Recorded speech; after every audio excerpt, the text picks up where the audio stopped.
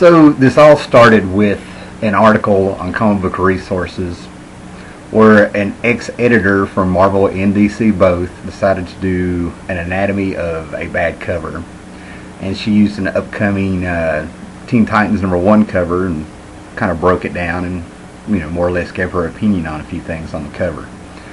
And this escalated to her getting rape threats. And now it's kind of become a little bit of a topic within, the comic book community and stuff like that. And apparently, the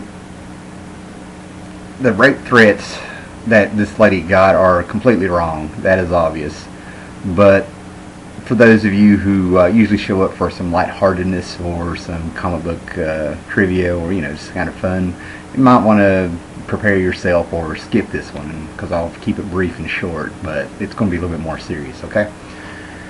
Now, I'm going to tell you two quick stories and stuff and then move on to what I'm going to say here, right?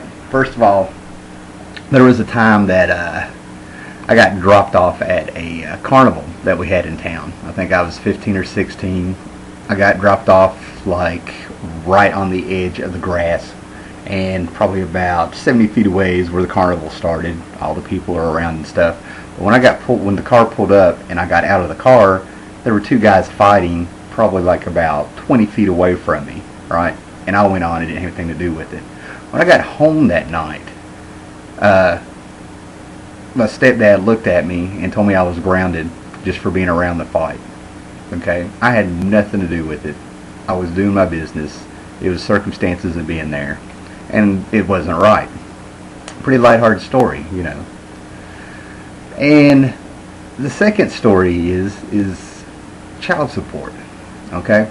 This is where things get maybe a tad heavy and stuff like that. My ex-wife does not work, and we went to court, and there always seems to be this idea that child support is only paid by the dad. That seems to be the general thing. It's almost like there's an entitlement with some attitudes and stuff when it comes to child support. Deadbeat dads, kind of other terms get thrown out there.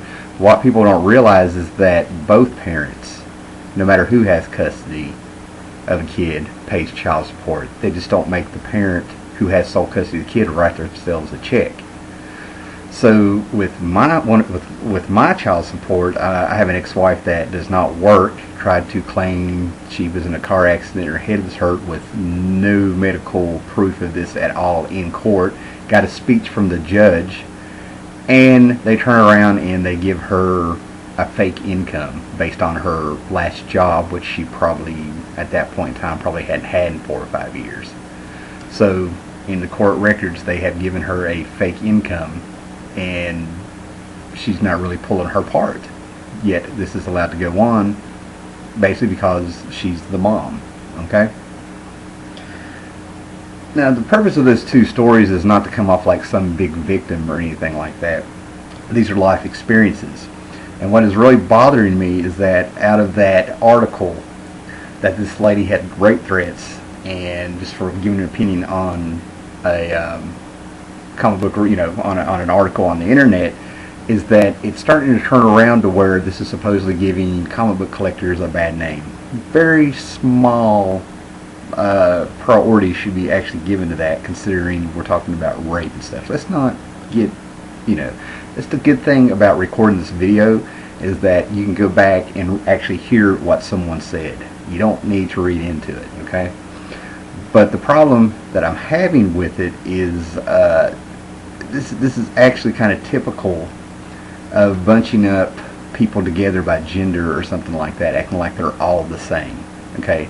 Not hearing what people have to say, having wanting to be part of a conversation or having to have something said, but instead of being on the subject, it's like just because you're born with a penis, it gets thrown in your face like you did it, like you're part of that bunch. There's already the assumption that you're part of the problem and stuff like that. Once very few people. Number one, things that I've kind of heard or seen and actually had a finger pointed at me was a comment that I made on a video where they're saying that I'm comparing rape threats to trolling on the internet. And this is what got me thinking. First of all, that's ridiculous. Okay, but let's look at the threat. Actually, let me tell you a little about me and my experience in this in the face, and then maybe we'll see something, right? What I have here is a few degrees. For people that don't know, I've been involved in social work one way or the other for 20 years. Okay, coming up on 20 years and stuff. 15 years at one place and then around here and stuff. And in that time, there's not a lot of money to be made in this if you don't have the right degree. When I started out, you know, you get in with a diploma, you get grandfathered in, and then you needed a 2-year degree, and then you needed a bachelor's. And then when I finished my bachelor's, the standards actually rose to where you needed a master's degree and stuff like that. So here's my associate's degree. I have my bachelor's degree, general studies degree, military stuff. And when you do get these degrees, you take classes and stuff. And this is where you're kind of like everybody else. There's nothing wrong with the cause. There's nothing wrong with being... it's good to believe in something. It's good to want to help others. It's good to want to be supportive and to be this and stuff. What happens is a lot of people don't actually have a face to put on it. They're not actually in the middle of it. They actually haven't seen the before, the during, or the aftermath. And I'm going to give you, this is where I might bum you out, but I'm going to tell you what it is. In order to get those degrees, you end up doing internships. You do an internship, you actually work at a company or facility that'll take you, and you end up being exposed to clients that are in this. And I have ended up working internship and working in substance abuse rehabs, okay, rehabilitation centers. I have worked with kids of various degrees in schools, in the home, in foster care and stuff.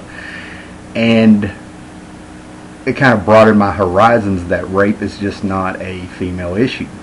Now, I'll take that in because I'm sure I'm going to get some thumbs down and attacked for being a man talking about this, but I'm not talking as a man. I'm talking as what I have seen and what has shaped my opinion. All right? Rewind that and hear it again, okay? Rape is terrible, and the statistics of when I ended up doing an internship working with some kids that were in foster home, there's no way I could have handled that job. And actually I ended up getting switched out after about a month because it was too intense of what I was seeing in the aftermath. But for a while there, I don't know what the current statistics are, but when it comes to rape, juvenile boys are more likely, or 4 times more likely to get raped than women. Now, should we go with that, that statistic and act like, well, we need to prioritize, little boys from getting raped and, worry about these women that are older. Adults who get raped in general, men and women, there are now support systems. There are people who listen. There are counseling. There are, lawyers and laws and things to do like that. They have a voice. It's all about them getting out of the victim mode and the shame and everything like that and using their voice, okay? Kids don't have a voice. Kids end up getting attacked by people that are supposed to be protecting them and trusting them, and be trusted and stuff like that. The shields are down. We're talking about kids versus adults. I don't think I need to go into that. But what happened is that I ended up seeing the aftermath of all these things.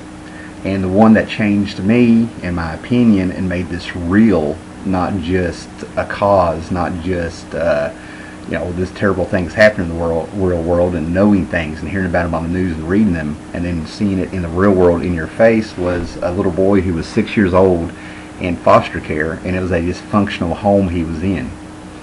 And he had been raped so many times by his dad and probably a couple of his dad's friends that his bowels are impacted for life. So what support does this kid have? The dad is in jail. Dad may be getting out. The boy still wants to be in his dad because his love has flipped in his head to where it is now a romantic love. He does these things to me because he loves me. The kid does not realize he's a victim. And he has to go to the doctor once a month in order to more or less have, how can you say, colonoscopy, if you will, to do all this stuff. And he's just, raised in pure hell in this foster home. And the other support that he has a counselor he sees twice a month, and then he had a worker that comes in 2-3 times a week to spend an hour with him. This is what he had. So I also ended up working when I got older. I ended up working with adults who lived in group homes, and I got exposed to incest. Again, people who you're supposed to trust, and they're in the family and things like that. And it was adult males. I saw the rage. A set of brothers had to be separated, even though they were both mentally disabled, if you will. And one lived in another town, and one lived in another town, and they were separated. And it turned out the older one had raped the other one his entire life, like he was property. And he still ended up being exposed to him here and there. And I have seen the rage and stuff. I also worked with a female whose brothers and dad, she had like about 6 brothers and the dad, and they all raped her while she was growing up. Years and decades and stuff. So excuse me if my life experiences and seeing this stuff for the aftermath for real and stuff like that have kind of given me a different perspective that I'm not saying is right and I'm not saying it is wrong, but I think it's a bit more reality based, and it's kind of hard to get upset or feel the need to go on a cause when a threat of rape over the internet, which is still not something that should be done at all. It still disgusts me. That's not what I'm saying, but it's not a viable, real threat. It's people being anonymous on the internet, and it's a small bunch of people.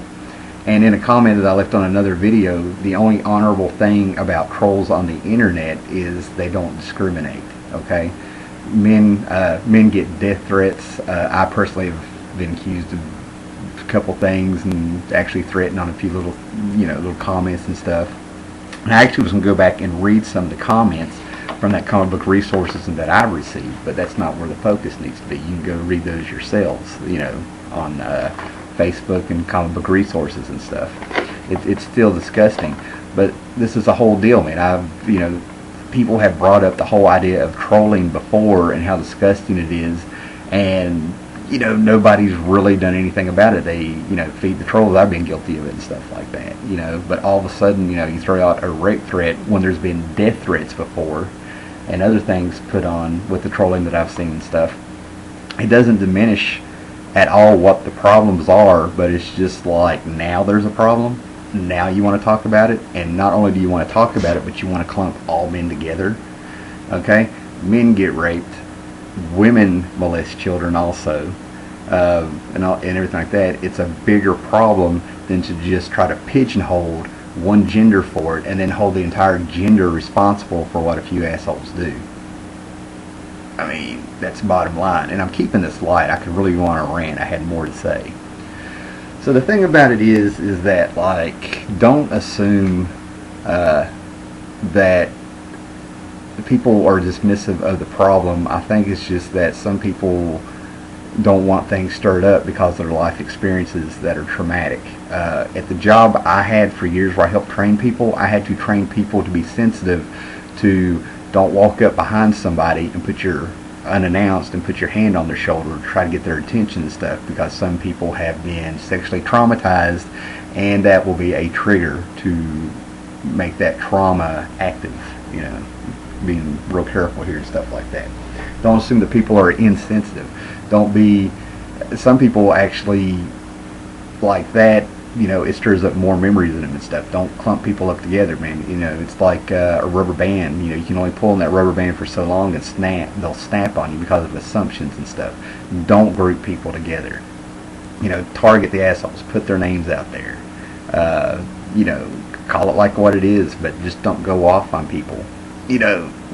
At all, because you don't know what they've seen or where they've been. And as cliche as it is, and as much as I've heard it and how I used to roll my eyes on it, if you break down the word assume, it comes out, you make an ass out of you and me. The letters are all in there. ASS, letter U, and then NE, So just kind of chill out and get some perspective, man. There are real people to deal with, other people that need support and stuff like that. And let's keep it in perspective. Trolling is a problem. Rape threats should never be used. That's what I'm saying and stuff. But let's not, let's point the blame and the fingers where it needs to be, not just because somebody was born with a penis. All right.